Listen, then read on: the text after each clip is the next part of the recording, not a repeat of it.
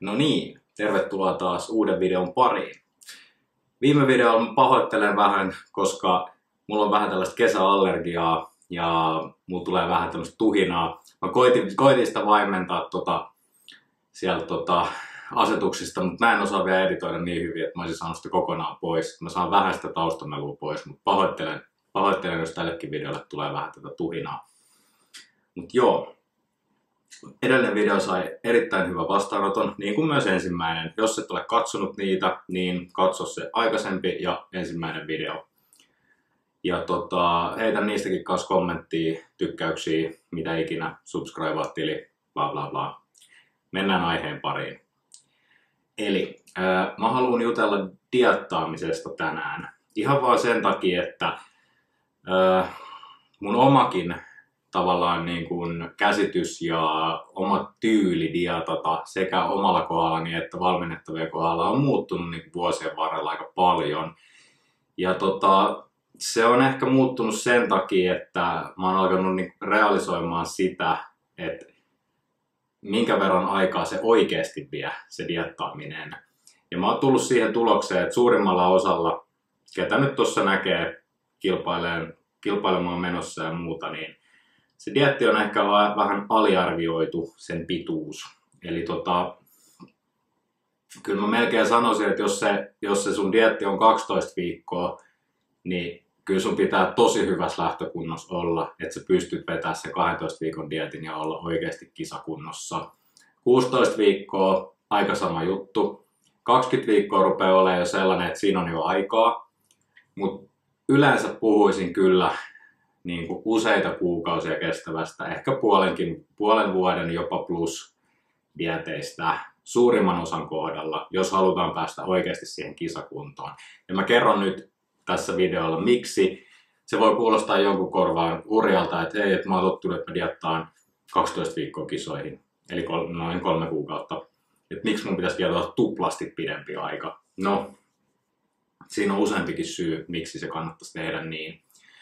Mutta ensinnäkin on se, että mitä enemmän sulla on aikaa dietata, niin sitä varmempi olo sulla on koko sen dieetin ajan. Eli jos se etenee tasasta tahtia pikkuhiljaa se dieetti, ja meillä on tosi paljon pelivaraa, että meillä on aikaa tehdä se, niin ei tule missään vaiheessa sellainen olo, että nyt on kiire, että nyt on pakko alkaa repiä vaan enemmän ja enemmän. Ja se on tosi raskasta urheilijalle, se on tosi raskasta valmentajalle, jos ollaan semmoisessa kiiretilassa, että pitää sitä painoa pudottaa tosi nopeat tahtia, että nyt on kiire sinne kilpailuihin. Ja se, miten mä oon nyt laskenut dieettien pituudet se on oikeastaan aika lailla suoraan hyvin helppoa Excelin matematiikkaa, millä mä niitä lasken. Eli otetaan tietty painonpudotustahti, mitä se on viikkotasolla, otetaan lähtöpaino ja otetaan kisapaino, mikä on suurin piirtein tavoitepaino. Eli tässä joudutaan vähän arvioimaan sitä, että mikä se rasvaprosentti on siinä lähtökunnossa ja mikä se olisi suurin piirtein siinä kisakunnossa.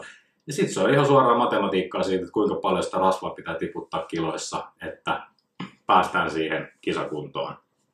Ja mä voin ottaa tästä ihan tämmöisen aika helponkin esimerkin omalla kohdallani.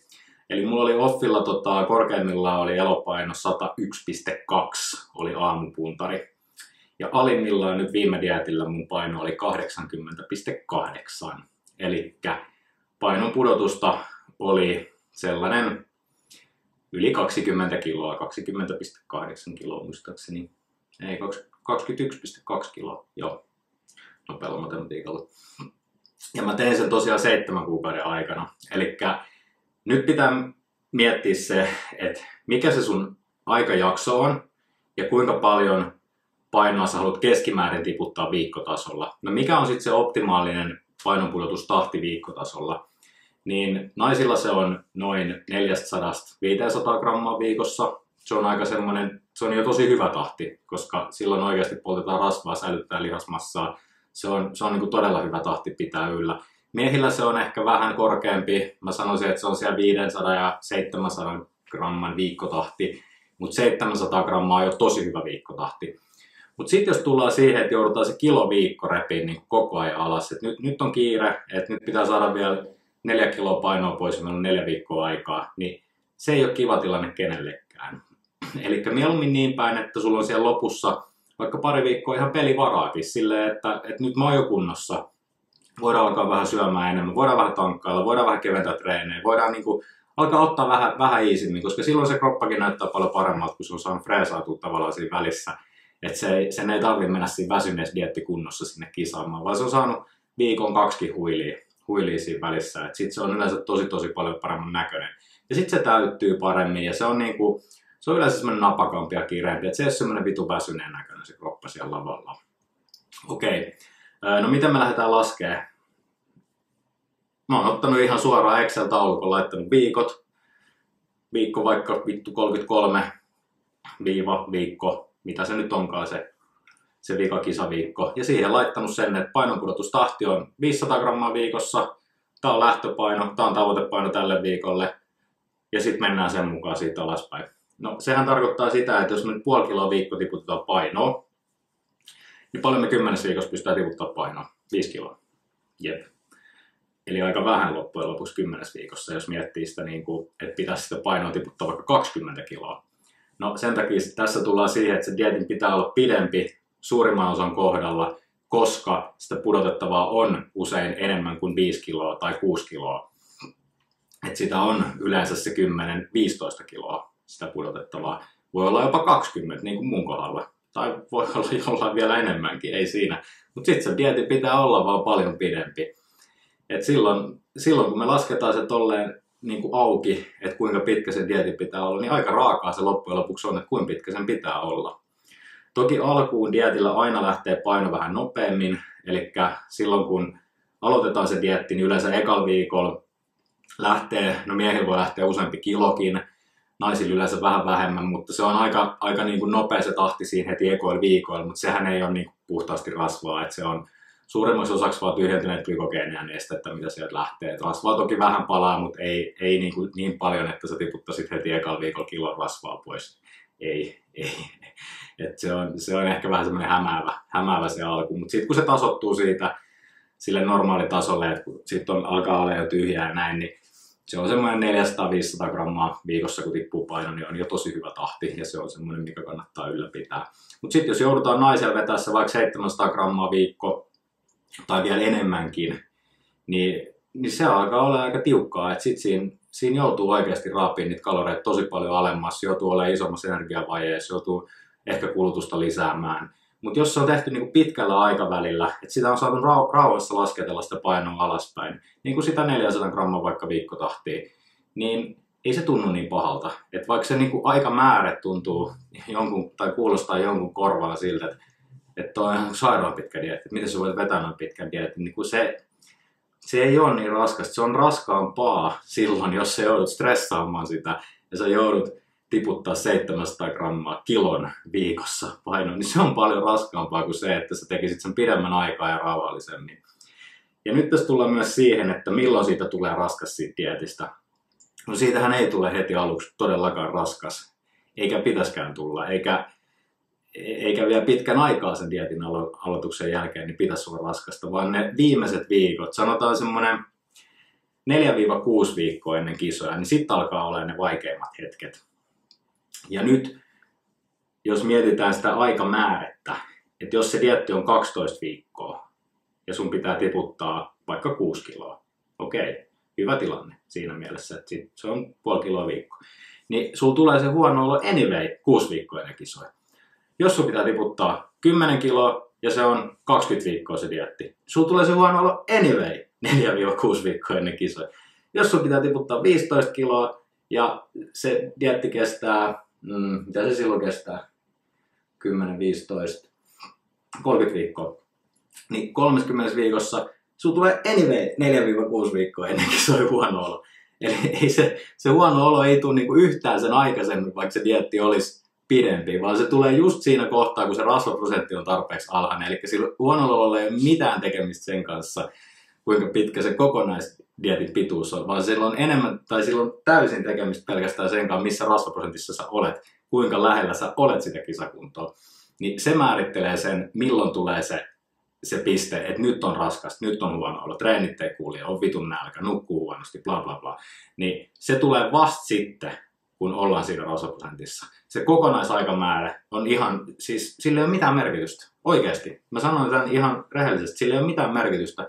Ja mä tiedän sen siksi, että mä oon vetänyt lyhyitä diettejä, mä oon vetänyt pitkiä diettejä, ja ne pitkät dietit on aina ollut helpompia, koska ne on ollut mielelle paljon easympia. Kun mä oon saanut niinku aikaa tehdä sen, se on pikkuhiljaa lasketellut se paino rauhassa alaspäin. Mä oon ollut siihen, että okei, nyt mä alan olla jo hyvässä kunnossa, tässä on vielä 10 viikkoa aikaa kisoihin, että hei, että mulla on tosi hyvä tilanne. Niin kuin mulla oli nyt keväälläkin, oli niin kuin tosi hyvä fiilis, koko ajan dietata ja pystyi tankkailemaan koko ajan niin kuin, ja pitää se rentona sen mieleen. Et siis on se paljon kivempaa tehdä se noin kuin silleen, että sä joudut niin repiä sitä heti alusta asti, että nyt on hirveä tahti päällä. Niin kysykää, kyseenalaistakaa, jos teillä on valmentaja, jonka kanssa te teette noita diettejä, niin kuin varsinkin kisadietti, että mikä se mun niinku tahti on, mikä se on, mitä sä oot miettinyt mulle. Et se on toki tosi yksilökohtaista. Mä sanon nyt disclaimeri tähän väliin, että toki niinku on tosi erilaisia kroppia ja jotkut on ns. Parempia diettaamaan siinä mielessä kuin toiset, että se voi olla paljon helpompi se dietti ja se voi niinku muuttuukin paljon nopeammin se kroppa, mutta sitten kaikkien kohdalla se ei ole näin. Ja ihan sama, oliko se sulla näin vai ei, niin mitä pidempi aikamäärä, niin sitä varmempi se on, että sä pääset siihen kuntoon, mihin sä haluat päästä. Ja siis nimenomaan just näissä yksilöllisissä eroissa tullaan sitten siihen, että sitten on vielä näitä, että jos sä mietit rasvaprosentillisesti, sulla on 50-kiloinen nainen, jonka pitää tiputtaa, sen kisapaino olisi vaikka, mitähän mä nyt sanoisin, no sanotaan, että se on 45, mennään tasaluvuilla. Niin mitä se tarkoittaa, että jos 50 kilosta tiputtaa 5 kiloa painoa, niin se tarkoittaa 10% rasvaprosentillisesti. Jos nyt mietitään, että se lähtee suoraan rasvamassasta se paino, niin 10% on tosi iso. Mutta jos sä mietit, että sulla on 100 kilon äijä, niin sen pitää tiputtaa 10 kiloa, että siinä lähtee 10% rasvaprosentista. Niin aina pitää niinku tavallaan miettiä se kokonaisuus, että mikä se lähtökohta on, ja mikä on se tavoite, mihin me pyritään, niin sitä on tosi vaikea rakentaa sitä kautta, että sä heität vaan hatusta, että joo, sulla on 16 viikon dieetti, tai sulla on 20 viikon dieetti. Ja varsinkin vielä tullaan sitten siihen, että aika usein se on niinku vähän aliarvioitu se painonpudotustarve. Että oikeasti se yleensä on muutaman kilon enemmän kuin mitä sä oot ajatellut, että se ehkä olisi. Että joo, että nyt mulla on tämän verran tämä lähtöpaino vaikka 65 kiloa ja mun kisapaino on varmaan 55, niin se voi ollakin, että se sun kisapaino onkin 50, että sä oot kunnossa. No mitäs sitten, kun sit se on laskettu silleen, että nyt pitäisi olla niin kuin 55 kilosena kunnossa, mutta ei olla. Aika loppu kesken, niin ei sekään ole kiva tilanne. Tai sitten tulee sairastumisia, tulee jotain muita, no elämässä tulee asioita vastaan, ikinä ei voi tietää mitä tulee vastaan. Niin niille olisi kaikille hyvä jättää vielä niin kuin pelivaraakin siihen. Niin älkää säikähtäkö sitä, jos se dieetin pituus on määriteltykin tosi pitkäksi. Koska sillä on ajateltu varmasti sun parasta loppujen lopuksi. Toki, jos se nyt on ajateltu tosi pitkäksi ja siinä on silti kova tahti, niin sitten kannattaa miettiä, että onko tämä nyt oikea aika kisata. Että jos nyt puhutaan sitten 30 viikon dietistä, missä pitäisi tiputtaa kilo viikko, niin eihän siinä ole mitään järkeä. Aina niinku tilanteen mukaan. Että sit jos on tällainen tilanne, että joutuu tiputtaa niinku oikeasti sen yli 20 kiloa, niin kyllä mä sit suosittelen sen vetää vaikka 2 osassa, että siinä olisi diet break välissä. Tai sit siinä on jollain muulla tavalla mietitty se, että niinku, et sitä olisi vähän jaksotettu, että sitten ei kannata välttämättä ihan suoraan putkeista vetää.